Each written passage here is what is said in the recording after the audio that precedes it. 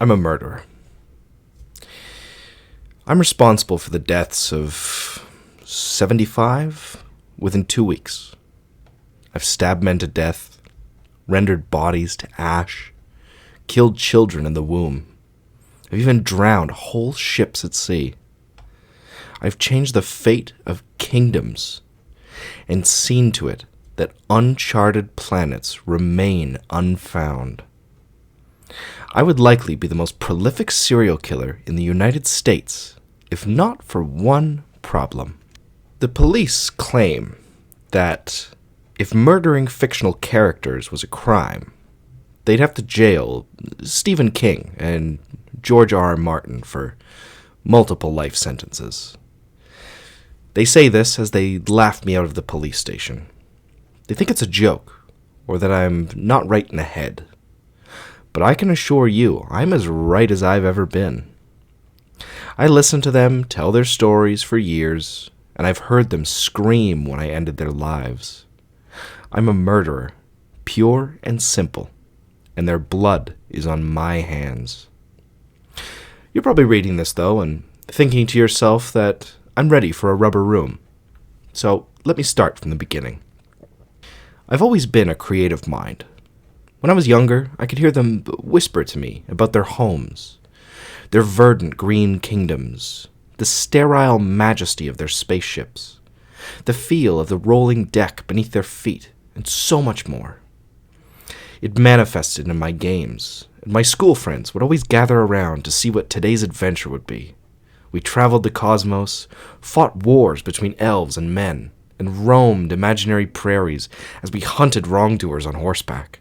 As I grew older, the voices grew louder, more insistent, and their stories became my stories. I wrote about the kingdoms of my youth, the adventures of my childhood, and by the time I was 20, I had 5 books published. One even made the New York Times bestseller list. As I grew, so grew my fame. My writing was prolific, and all the while, the voices told me their story.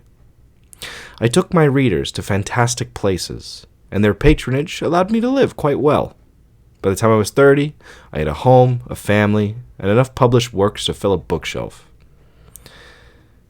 That was when the problem started. It all started with Aberdeen Price, dashing archaeologist adventure.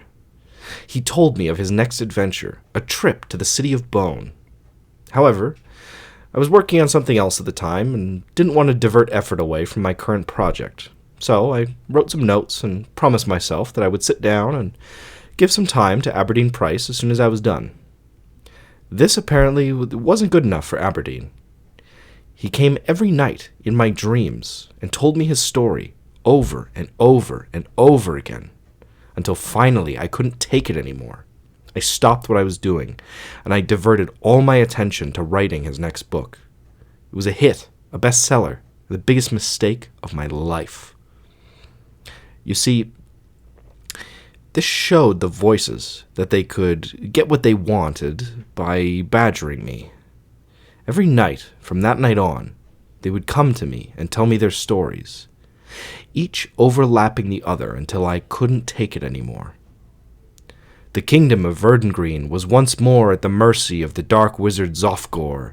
His evil army threatens the scanners once more alert Kelvern Gorel that he is nearing his destination.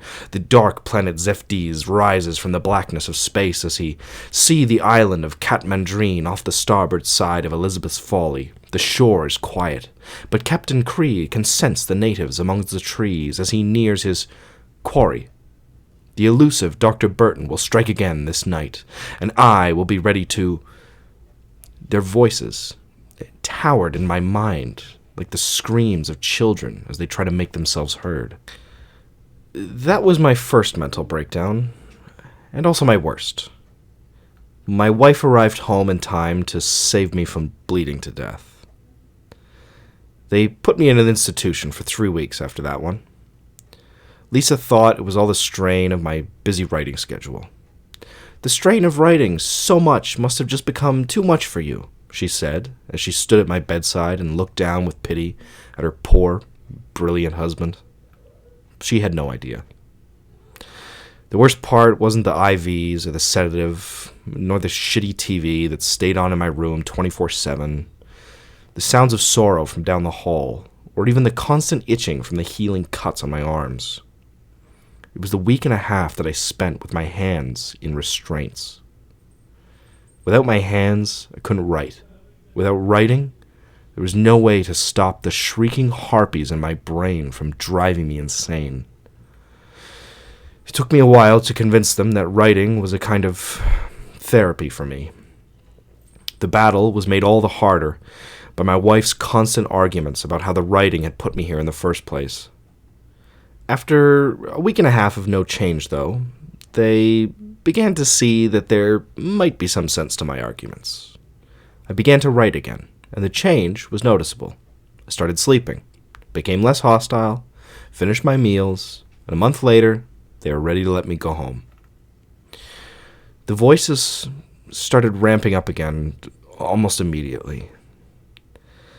By this point in my career, I had 7 stories running on and off.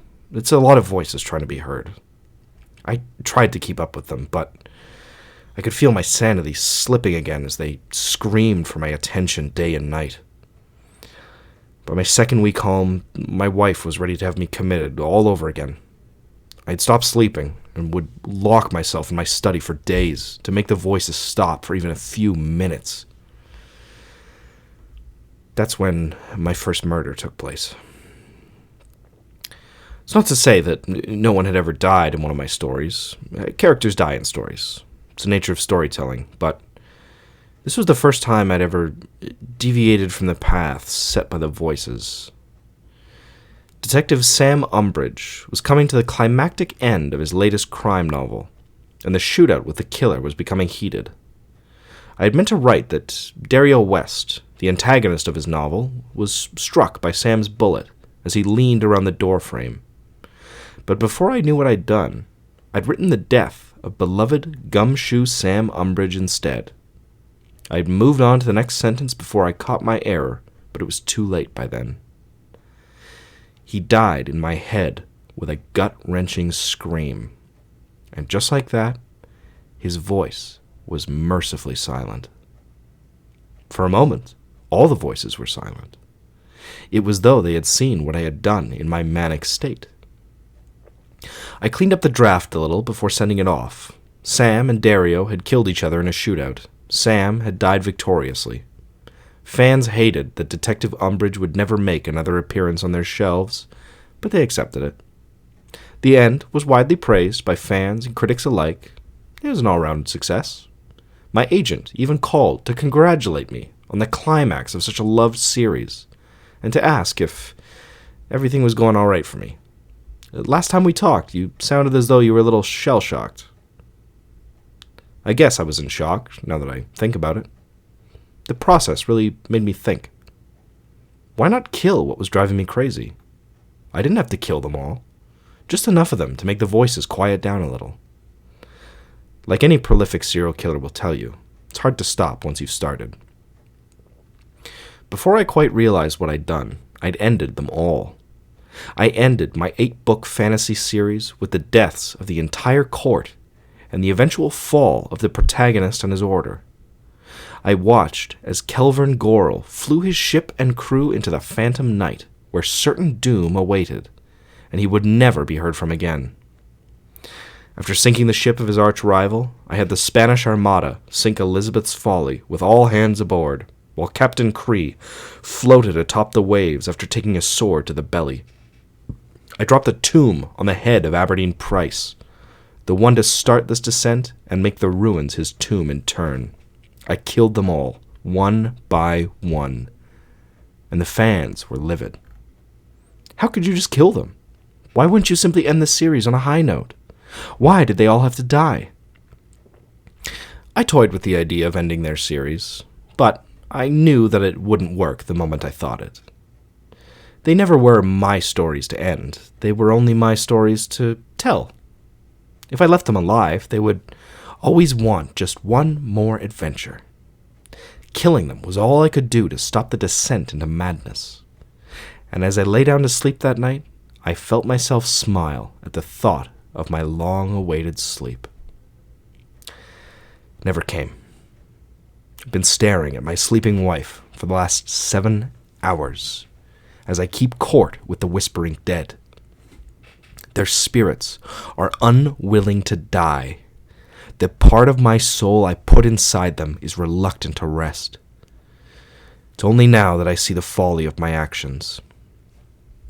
The dead, you see, they're not to be satiated with adventure or the continued joy of existence. They moan and wail and bemoan their lives and loves that were taken too soon.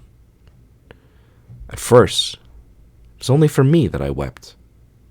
Now, I see that this curse won't end with me. You see, I watched my daughter as she played in the park yesterday. She played in the sandbox, her dolls, and her brother's action figures, playing out an adventure of her own creation. I watched her going about her games of make-believe, and when I asked her about it over lunch, she told me a story of knights and castles, hunts for dragons, and brave warriors protecting those in need from harm. It was a story just like the ones I made up as a child. The kingdom was similar to the one I left in ashes.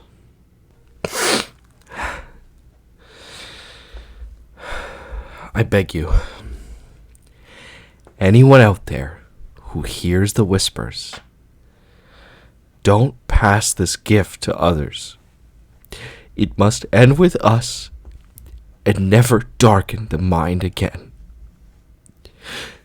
I must keep my own vigil now.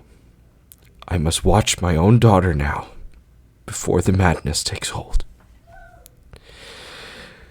I can't let the whispers take her too.